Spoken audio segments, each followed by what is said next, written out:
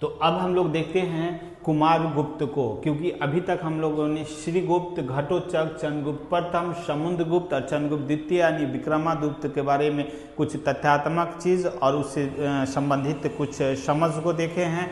अब हम लोग देखेंगे कुमार गुप्त से संबंधित कुछ कॉन्सेप्ट और उससे जुड़े हुए कुछ तथ्य जो एग्जाम में आते हैं। तो मित्रों देखेंगे कुमार गुप्त का जो समय काल है वो 415 से 455 ईस्वी के बीच है।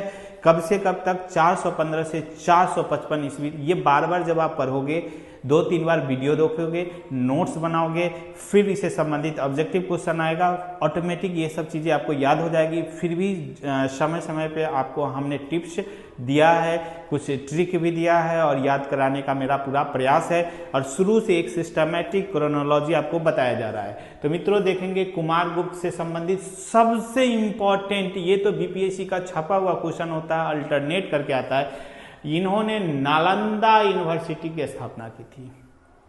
नालंदा विश्वविद्यालय की स्थापना कुमार गुप्त के द्वारा किया गया था। एक और चीज यहाँ इंपॉर्टेंट है कि इन्हीं के समय सबसे पहले हुर्नों का आक्रमण हुआ था। विदेशी आक्रमण जब आपको हम मौर्य साम्राज्य में बताए थे तो मौर्य से पहले विदेशी आक्रमण और मौर्य के बाद के विदेशी आक्रमण की बात किए थे। लास्ट में एक हुर्न रह गया था और आपको मैंने बताया था कि हुर्न की बात हम लोग आगे के क्लास में कभी ना कभी करेंगे। समय आ गया है कि देख रहे हैं कि कुमार गुप्त के समय हुर्न का आक्रमण प्रारंभ हो जाता है और प्रथम बार हुर्न विदेशी आक्रमण कुमार गुप्त के समय ही होता है। और एक और फैक्ट यहाँ पे है कि इसे दबाने के लिए, कुचलने के लिए कुमार गुप्त कुचलने के लिए स्कंद गुप्त को भेजते हैं, स्कंद गुप्त को भेजते हैं। तो देखेंगे कुमार गुप्त के बाद का शासक गुप्त वंश में आएंगे कौन?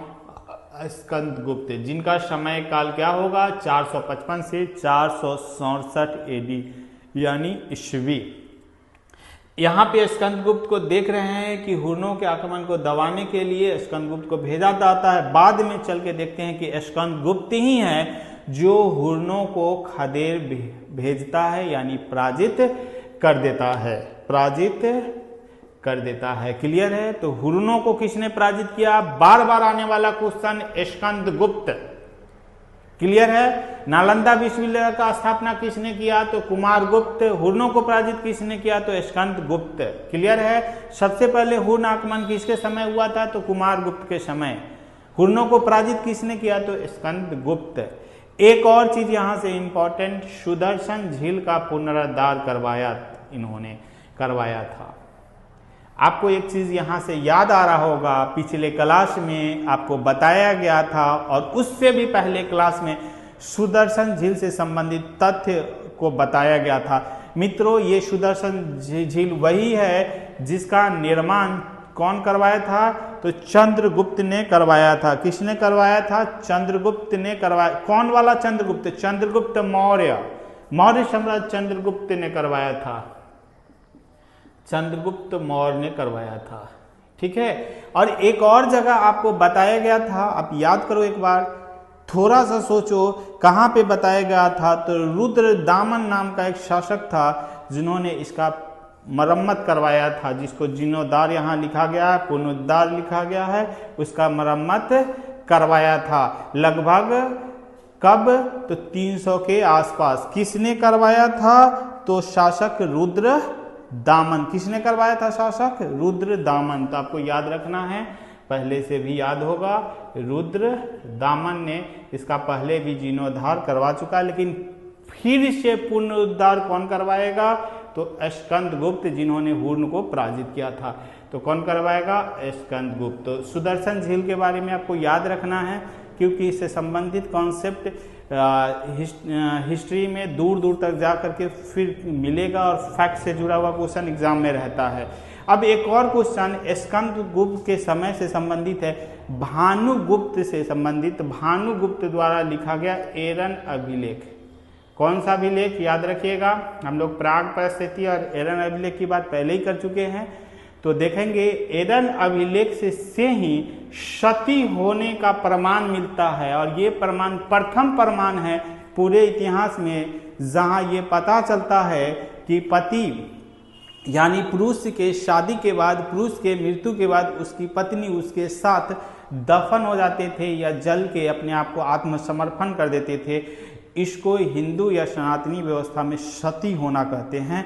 तो मित्रों, हम लोग देखते हैं कि भानुगुप्त के कब तो 510 ईस्वी में एरन अभिलेख से पता चलता है कि सती होने का प्रथम प्रमाण यही है जो स्कंदगुप्त के समय काल में होता है। आप देखते हैं 455 से 467 में है, और इसी से संबंधित बाद के अभिलेख में ये दिखता है कि उन्हीं के समय ये हुआ था। अब हम लोग उन्हीं के समय में हुआ था, तो आप ये देख रहे हैं कि ये 455 से 467 है, जबकि ये 510 है, तो इसके बीच तो नहीं आया। तो नहीं मित्रों, ये अभिलेख 510 में लिखा गया है, लेकिन ये जो सती होने का जो प्रमाण है इसका उल्लेख इनके काल में हुआ था। ठीक है मित्रों, अब हम लोग बात करते हैं कौन गुप्त वंश के अंतिम शासक जिसके बाद गुप्त साम्राज्य भी खत्म हो जाता है, इसका भी पतन हो जाता है, उसका नाम है विष्णुगुप्त। इसमें इतना ही याद रखना है कि गुप्त वंश के अंतिम शासक कौन थे। तो मित्रों, याद रखना है हम लोगों को विष्णुगुप्त। यहाँ लिखा हुआ है, हम यहाँ लिख देते हैं अंतिम शासक। ठीक है मित्रों, तो एक बार हम लोग गुप्त से संबंधित शासक और उसके व्यवस्था को रिकॉल कर ले। हम लोग देखेंगे गुप्त साम्राज्य पढ़ रहे थे जिसका शासनकाल था 240 से 550 ईस्वी के बीच में। हम लोग देखते हैं श्रीगुप्त इसके स्थापक हैं। उसके बाद घटोत्कच जो महाराज की उपाधि धारण करके स्थापित होते हैं। उसके बाद चंद्रगुप्त प्रथम की बात करते हैं जो इसके वास्तविक संस्थापक कहलाते हैं, जिन्होंने गुप्त संवत चलाया था 319 ईस्वी में। फिर हम लोग बात करेंगे कविराज समुद्रगुप्त की, जिनको स्मिथ ने नेपोलियन के नाम से पुकारा है, और इन्होंने दक्षिण भारत के 12 और आर्यावर्त के 9 क्षेत्र को जीता था। इसके कारण इनका जो उल्लेख है प्रयाग प्रशस्ति में देखने को मिलता है, और हम देखते हैं कि इसका निर्माण अशोक ने करवाया था, जिसे बाद में अकबर ने प्रयाग में लाकर स्थापित कर दिया। उस पर बीरबल का भी प्रमाण प्राप्त होता और जहांगीर से संबंधित भी। फिर हम लोग देखते हैं चंद्रगुप्त द्वितीय। चंद्रगुप्त द्वितीय ही विक्रमादित्य का उपाधि शकों को पराजित करके लेता है और चांदी का सिक्का प्रारंभ करता है, चलवाता है। उसके बाद हम लोग देखेंगे कुमारगुप्त 415 से 455 का समय, जो नालंदा विश्वविद्यालय की स्थापना करते हैं, और इनके समय ही हुन प्रथम बार आक्रमण भारत के भूभाग पे करता है, लेकिन उसको पराजित करने के लिए, कुचलने के लिए, दबाने के लिए स्कंदगुप्त जाते हैं। बाद में शासक बनते हैं स्कंदगुप्त, जिनका समय काल है 455 से 467 ईस्वी तक। इनके समय में ही हुन पराजित होते हैं, और देखते हैं कि ये स्कंदगुप्त ही हैं जो सुदर्शन झील, जिसको चंद्रगुप्त मौर्य ने बनवाया था, और उससे पहले रुद्रदामन, इसका जीर्णोद्धार। जीर्णोद्धार का मतलब होता है कि जो टूटा फूटा है उसका मुरम्मत करना। पुनोद्धार का मतलब होता है कि कंप्लीटली फिर से उसको अच्छे से बनवाना। तो पुण्य उद्धार किसने करवाया था? स्कंदगुप्त ने करवाया था। फिर आगे बात करेंगे कि इन्हीं के समय में एक विवरण मिलता है जिसका प्रमाण है भानुगुप्त के एरन अभिलेख में सती होने का। तो एरन अभिलेख कब बना था? 510 में, लेकिन प्रमाण कब का है? स्कंदगुप्त के समय के शासनकाल का। अब इसके बाद हम लोग विष्णुगुप्त अंतिम शासक का नाम लेते हैं, क्योंकि इसके बीच में और भी आए होंगे, लेकिन हम लोगों को वो याद नहीं रखना है, बस याद रखना है अंतिम शासक कौन थे, तो विष्णुगुप्त थे। इस तरह से भारत का स्वर्णिम इतिहास का पतन हो जाता है। तो हम लोग मित्रों इसके बाद अब पढ़ेंगे इन सभी से संबंधित शासन व्यवस्था, प्रशासनिक इकाई, राजनीतिक समझ, आर्थिक व्यवस्था, अर्थव्यवस्था, कला, स्थापत्य। तो आइए मित्रों, हम लोग अब आज के क्लास को यहीं तक रखते हैं। आपसे उम्मीद है कि आप पिछले पूरे क्लास को देखेंगे और आज के क्लास का अच्छे से नोट्स बना लेंगे। मित्रों, कहना उचित नहीं है, लेकिन मुझे कहना चाहिए कि एग्ज़ाम में जो आता है वो यही है। आपको दिखाने और देखने के लिए तो बहुत सारी चीज़ें मिलेगी, लेकिन जब परीक्षा में आप जाएंगे तो जो चीज़ें आपको थोड़ा हार्ड लगता है, जो चीज़ें लगता है कि नहीं पढ़नी चाहिए, अच्छा नहीं दिख रहा है, वही चीज़ें अच्छी होती है। यानी जो कोई व्यक्ति मीठा बोल रहा होता है वो हमेशा अच्छा नहीं होता। तो मित्रों, आपको जो हम बता रहे हैं, जो समझा रहे हैं, एग्ज़ाम में बहुत ही हेल्पफुल होगा। आप एग्ज़ाम दे के देखो, इस क्लास के बाद स्पष्टतः आपका कोई भी क्वेश्चन इस टॉपिक से रिलेटेड नहीं छूटेगा अगर एग्जाम में आ गया तो। इसलिए मित्रों आप नोट्स बनाइए, अच्छे से पढ़िए, बार बार रिवीजन कीजिए और पूर्णतः उम्मीद है कि आप सफल होंगे अगर आप इस क्लास को देखते हैं तो। तब तक के लिए धन्यवाद। आप पढ़ते रहिए, बने रहिए और आगे बढ़ते रहिए।